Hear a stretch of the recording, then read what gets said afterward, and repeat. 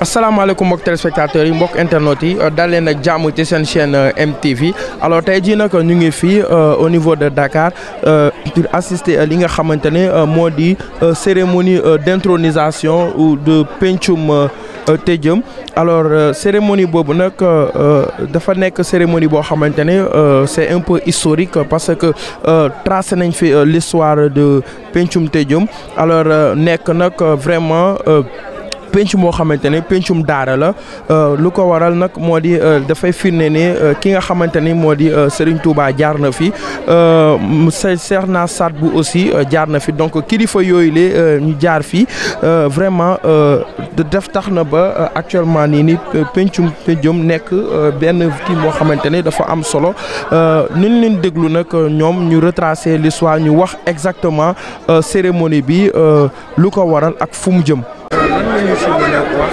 ginnaaw bi nga xamante ne da ngeen fal à l'unanimité ki nga xamante ne moo di Mamadou Lamine Gueye en résumé rek cérémonie bi wax aussi ki nga xamante ne moo si am.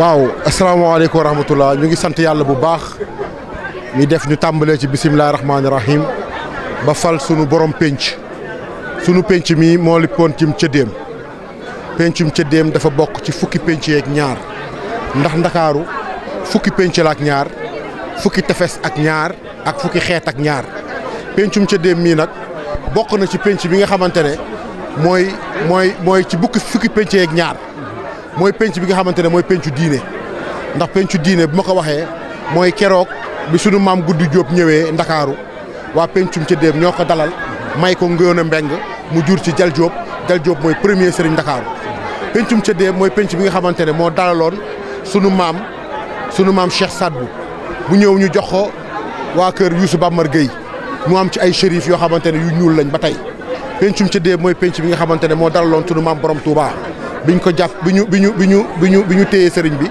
jële ko Ndar indi ko Ndakaaru waa pencum Tédhiam ñoo ko dalal fii ci penc mi Ibra Binta Gueye Mbeng ak soxnaam Ana Faye mu ngi koy wax ci jasaawu Saakoor donc pencum Tédhiam penc la ma nga xamante ne pencu diine la moo tax tey bi ñu ñëwee toog di naan dañuy fal suñu borom penc nga xamante ne mooy Mamadou Lamine Mbeng mooy sama mag ndax ñu ngi koy joxante ci tàggule ba suñu jonn yàlla tey tàggule moo jox Mapod Mbeng jox Medoune Mbeng wàccee ko daal di jox Omari Pëye jox Njaase Mbeng jox Ibra Binta jox Mapod Mbeng wàccee ko ci maam sama turandoo Mbay Mbeng jox ko maam Mamadou Mbeng mu jox ko Mapod Mbeng mu jox ko sama papa Ismaïla ba tey ñu jox ko Mamadou Lamine Mbeng donc des générations et des générations la famille Mbeng ñoom ñooy gérer chef de pencu Tédhiam te nag tàggule mu ngi ko jëlee ci ndijaayam bu ñuy wax Semu Ndooy ndax tey jii lébu képp koo xamante ne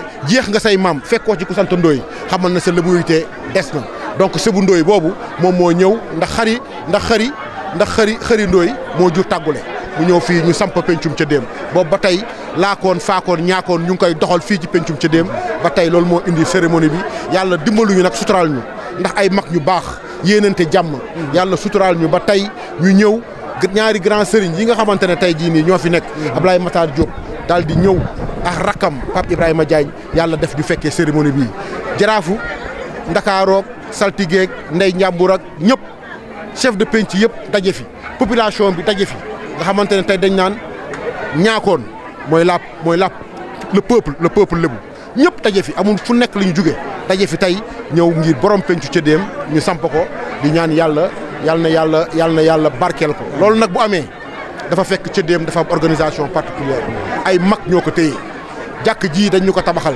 le maire Aliou Ndoye moo ñu ko tabaxal waaye tey jii nii tey li ci am ci dépense yëpp suñu baay Babacar Diagne bi nga xamante ne moo taxaw nii moom mooy président wu comité de gestion wu jàkk ji li ñu fiy dépense ci xaalis par weer ëpp na ay millions parce que dañ ko war a entretenir bu set tey parce que comité moo ko mun tey penc bi nu muy doxee am nañ ay comptes yoo xamante ne ndax communauté lébu dafa am ay biens yoo xamante ne famille yi ñoo ko moom am na ay biens yoo xamante ne penc yi ñoo ko moom am na ay biens yoo xamante ne Ndakaaru ñoo ko bokk ñu sommes riches mais suñu ay division mooy tax mënuñu fexe ba prospérer cosaanu laakoon faakoon ñaakoon laakoon mooy la mu doonoon li mu nekkoon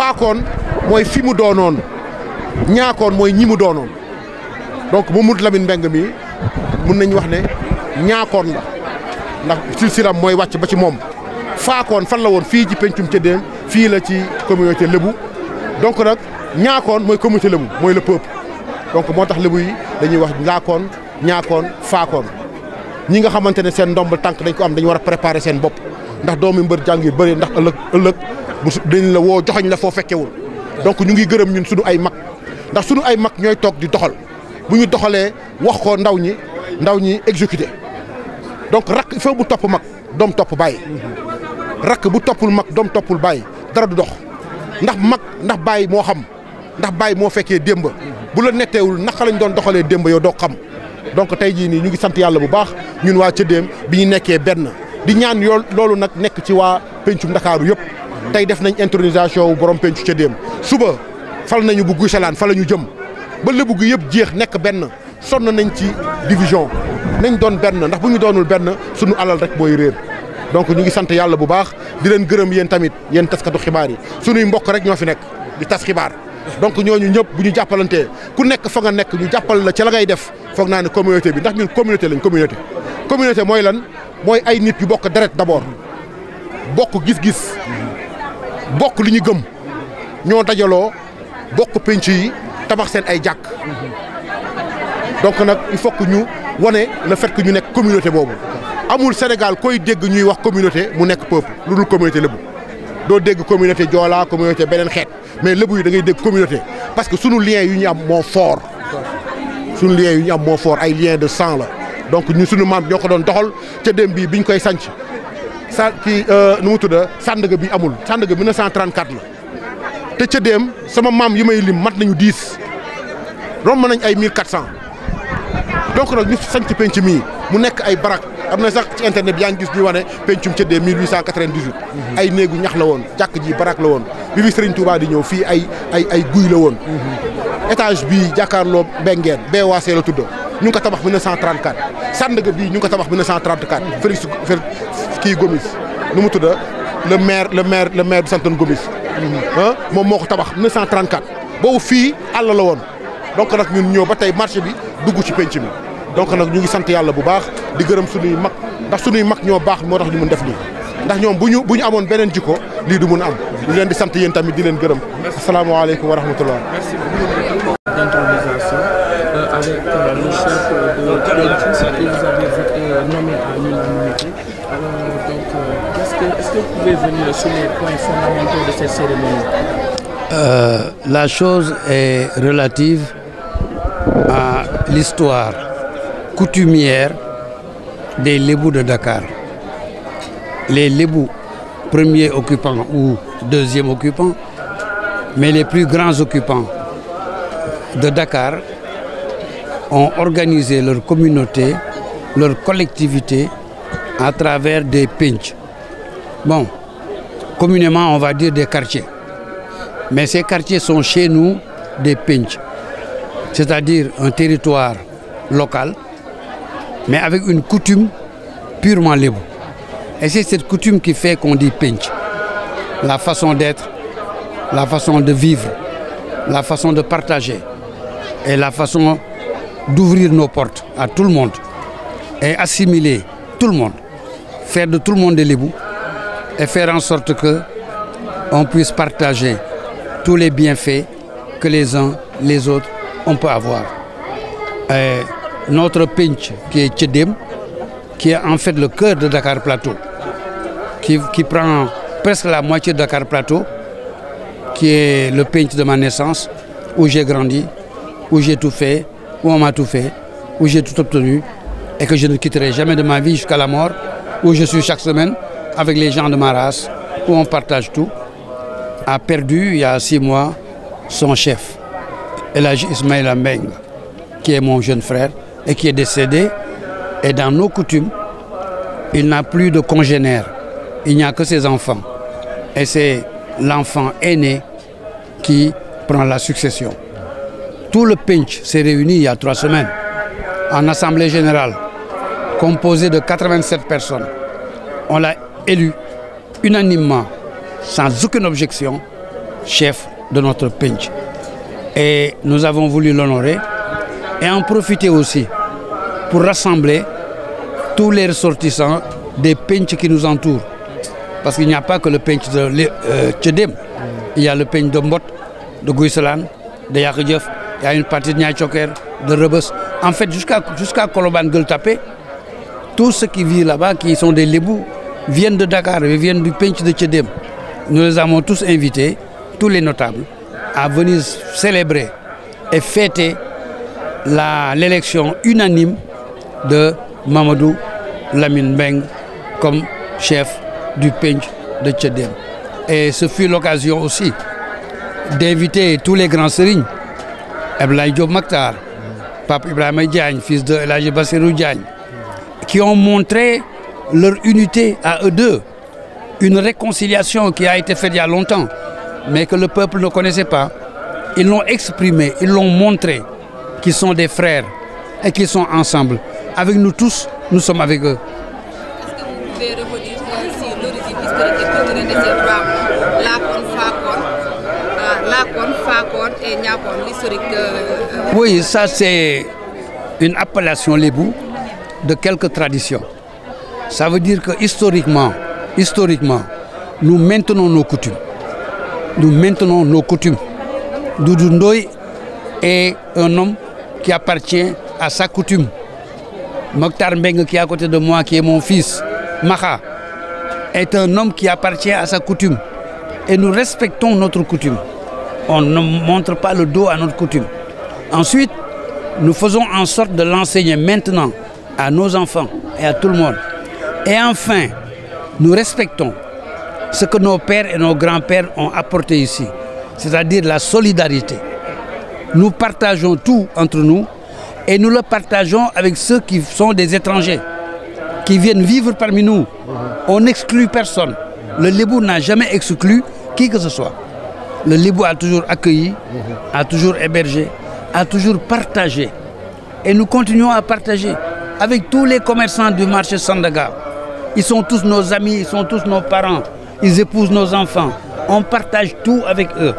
Ils font partie de notre mosquée, de nos maisons. Le Lébou, ce n'est pas une race. Au Sénégal, il y a la race des Sérères, la race des Diola, la race des Alpulaar, la race des Wolof. Le Lébou est un Wolof, originel et maintenant. Mais pourquoi on dit Lébou? Parce que c'est un Wolof qui vivait parmi les rois. Les rois étaient souvent des dictateurs, hein? Et le Lébou n'aime pas la dictature.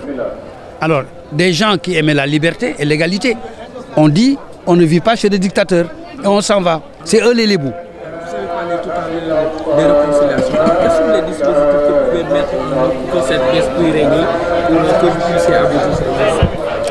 Cette réconciliation entre les deux grands sérignes a eu lieu il y a longtemps. Mais cela n'a pas été connu par le public, par le grand public.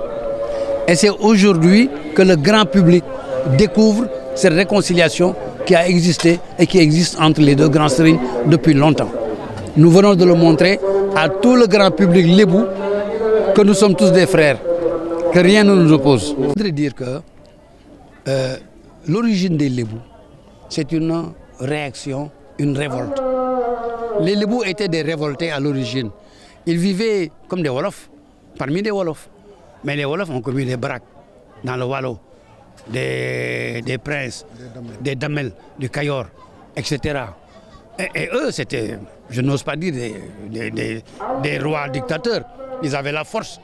Et les Lébous voulaient la liberté. Ils ont quitté ces royaumes-là comme un petit groupe pour dire nous voulons la liberté, nous ne sommes pas des esclaves. Et ils sont partis. Quand ils sont arrivés là, ils se sont organisés en collectivité libre, d'hommes libres. Il n'y a pas de Niénion chez les Lébous. Aucun Lébou n'est Niénion. Aucun. C'est des Wolofs qui ne sont pas des Niénions. Aucun Lébou n'est Niénion. Aucun Lébou n'est esclave. Tous les Lébous sont des hommes qui aiment la liberté et la dignité et qui partagent avec leurs voisins, qui accueillent des étrangers, qui vivent avec eux comme des égaux. Nous préférons même élire un étranger qu'élire l'un de nous. Parce que nous aimons ouvrir nos portes aux étrangers.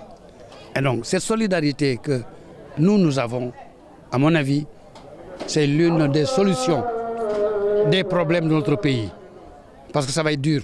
Ça va être dur. Ça va être dur. Le gouvernement le sait, il l'a dit, tout le monde le sait. Ça va être dur. Bon, les prix qui montent, l'argent qui manque. Mais les gens vont manquer les moyens pour vivre. Mais s'il n'y a pas de solidarité, si chacun d'entre nous couche sur ses millions, n'aide pas son cousin, sa cousine, sa soeur, ses petits-enfants, ses neveux, ses amis d'enfance, ses voisins. Mais si on ne le fait pas, alors on laisse des millions ici, on va mourir, on ne sait même pas qui sera votre héritier. Donc, il faut que nous entrefaisions cette solidarité entre les Sénégalais.